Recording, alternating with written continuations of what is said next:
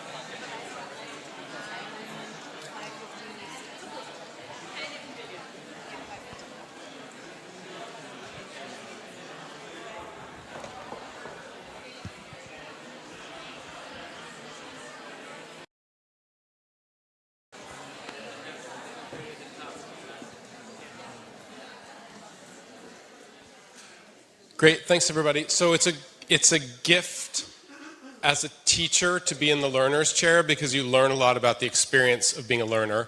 So I'd just like to ask you for your reflections, in particular on turn and talks. I've probably done some things that were effective, probably done some things that weren't that effective. You've probably had some thoughts on what it's like. So any thoughts about how to implement turn and talk in classrooms based on your experience so far? Let's go, is it Laura first, and then we'll come to David.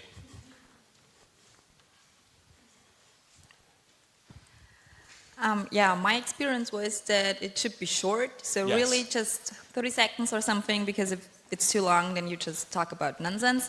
Yes. And the second thing is cold call afterwards, because we did some turn and talks, and then we knew if you don't raise your hand, you don't have to talk, so we just talked about private stuff. Love that. I think those are two of the most important things you could take away. Every time there's something important, I try to put vocabulary on it. I call this idea crest of the wave, which is I want to stop the turn and talk when people are still eager to talk to the whole group. If I give you a turn and talk and it's 5 minutes long and you're done after a minute, then you're like, first of all, then you dread the turn and talk because it's awkward to sit looking at someone when you you've all talked out. And then after the turn and talk, when we're supposed to go whole group, you have nothing to say because you've already said it all, right? And so I would, a little bit too short instead of a little bit too long is the most important thing for a turn. I'm just trying to get people to rehearse ideas. I think that's really important.